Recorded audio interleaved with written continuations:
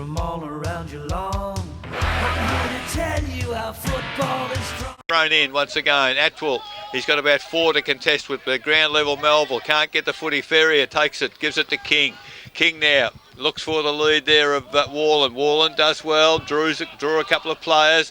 There the handball to Callow on his favoured left foot this time. Unfortunately, Callow on the left foot was heading for goal and he would have kicked the distance easily. Oh, Atwell, bump over the head in that contest surely. And I tell you what, there's been worse players than him today. Yeah, very serviceable. Yeah, my word. So Atwell now goes long from outside 50. It's a long kick and a land in the goal square. Ball off hands, has hit the behind post. No, the ball's come back into play. Skeen had it in the centre of the ground. He's played on quickly, got it forward to Armstrong. Armstrong runs inside 50, kicks towards goal. Unfortunately for the Geelong West side, it's gone through for a minor score game. Although there's only been 4 goals kicked in the last quarter, the ball has been brought back in by Callow, straight down the middle of the ground, and it has almost reached that point. Kicks going forward, this time finds Matheson, he plays on quickly, and a kick forward has found Davis. So this time 2 possessions there have been effective, and the further kick forward looking for Lancaster. Unfortunately, he doesn't get a favourable bounce. Ball is picked up there and now in the hands of Bidmaid. He goes forward towards the half-forward line, leading up the ground, and that's Sam Kelly again, I think, is it, or Mulholland?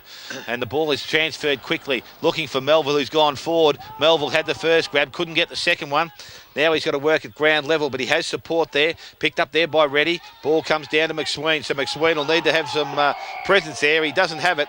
Umpire has called that player for dropping the ball. So Daniel Reddy has the ball, chips over the top. Player leading out is Sampson. He takes the mark in the forward pocket. So at the 27-minute mark, Brock Sampson will go back and shoot a goal. Again, this time, no, I thought he's going to put it back in the centre corridor, which they usually do, but he's going to have a shot. So Sampson coming in, he right on the boundary line. Shoots towards goal. It's not a very good looking kick. I can't see where the ball's gone. I think it's gone through for a minor score, has it? Yep. Yeah, to the near side. So Sampson has kicked a minor score. Sting certainly gone out of the game now, and Geelong West are going to register 2 in a row. So after 660 odd days, they're going to have 2 wins. In the middle, De Bruy, handball. The kick smothered there for Winchelsea by King. He hasn't stopped trying all day, and he's found Day just outside forward 50. The leads come from Warland. He's turned his opponent inside out, running into the open goal, and has missed again. So not going to be his day. Entertainment Centre final quarter scoreboard now ticked past 28 minutes. There's a lovely kick from Bravosky, well outside defensive 50. Big pack out there. Players so tired, Paul, some of them can't even bend down and pick the footy up. But finally it's picked up, a tackle. Umpires, I think the umpires have gone home as they've let players get the footy out. Spengler just didn't bother running at all. The handball, as the siren sounds, Geelong West 18-22 130 have defeated Winchelsea 9 goals 11-65. Our selected player of the day is Adam Melville. Over to you, Christy. Yeah, thanks Eric. I've just caught Adam a little bit off guard as the boys continue to celebrate. But Adam, congratulations. It's been a fairy tale sort of 8 days or so, hasn't it? What's it like to go, obviously 2 from 2 now? Yeah, no, it's been good. It's been a long time since West have gone 2 in a row, so it's been a year and a half, so really enjoy it. Last week was phenomenal, so this week, we had a job to do, and the boys come out and really did it. A bit of a lapse in the third term, but we worked hard and come back and finished off pretty nice. So. Now, correct me if I'm wrong, but you would have been one of those players that hadn't had a win for 656 days. Yeah. How difficult was it to run back out on the field every week, week in and week out? Because it must have been pretty tough. Oh, it's not that difficult. I mean, I love playing footy, and that's what we're all here to do. And run out with those boys. That most of the core there went through it with me last year, and we enjoy our company, we enjoy footy, and we had a purpose that we knew it wasn't going to take, a couple of weeks to get where we're going. It's going to take 2 to 3 years. So this is just a start, hopefully. Yeah. Absolutely. Now, I was talking to Sheeds during the week, and we were talking about Jai Bidmaid and how devastated he was that he couldn't play in last week's game. Obviously, you must be pretty rapt the fact that he was able to have... Absolutely. Heart and soul since come over, and the way he puts his body on the line, he deserves a win every week. But, for him to get it, I'm sure he'll cherish it for a while, and hopefully there's plenty more, he'll get used to more wins. So Did you guys feel any pressure today? Because Sheeds, I thought, looked a bit nervous before the game, obviously going in as favourites. Yeah, absolutely. I rang Sheeds last night and I said, look, I think Thursday night we were just a little bit lackadaisical with training, and the place has been buzzing since the win, so I was a bit worried about coming in lackadaisical. The start was real good. I think half time really killed us, being up by so much. Like, you don't know what to do in that situation, so hopefully we'll learn from that. And through that lapse in the third quarter, like I said, we worked through it, come back on top and ran it out all right, I think, in the end.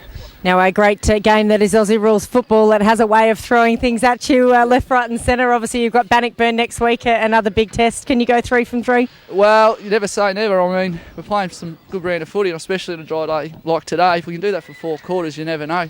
Inverleigh been a surprise packet this year, and they really ran with them last week, I heard, and played a good brand. We went down to them by 10 points, so, that puts us thereabouts, and we've got to make amends for last year because we had a shocker out there for Sheeds, beat his old club and all, and we've got to make it up to him. So, if we don't get the points, it's not the end of the world, but we'll be trying to take them. Don't worry about that.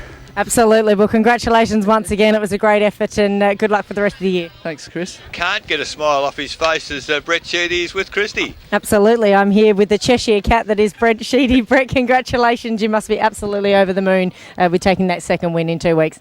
Yeah, no, it's great.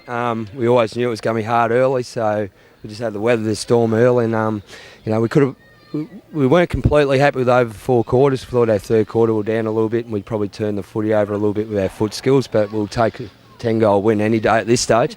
Absolutely. Now, talk us through the game a bit, because that first quarter, Winchelsea definitely came out to play footy, didn't they? And in probably that first 10 minutes or so, their intensity and their endeavour on the ball was probably above and beyond yours.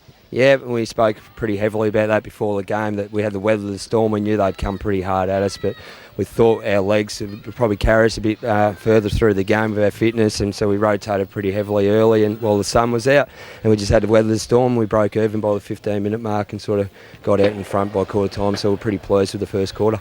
And that second quarter, you definitely sort of blew them out of the water? Yeah, we just thought if we could just break their spirit and get the first 1 or 2 on the board, keep the intensity up, that would be right.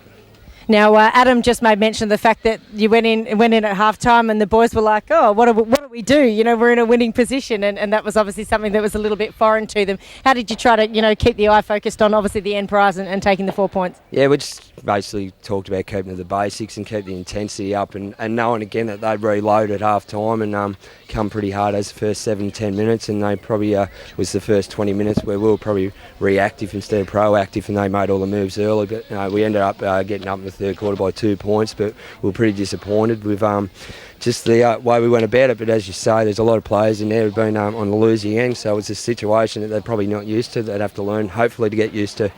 Absolutely. There was plenty of good contributors for your side today, but just to rattle off a few, obviously Sean Brereton piped in with a few goals there. Adam Melville, who we spoke to earlier, Spengler, Sam Kelly, and also Daniel Reddy, and also Robbie Sims played some pretty decent footy this afternoon. Yeah, no, a couple of our young blokes in Reddy. He's been around for 2 or 3 years now. His work rate was fantastic today. His defensive skills we've worked on over summer, and he's got really strong, and he finished the game off by laying that tackle, which was probably the story of his day.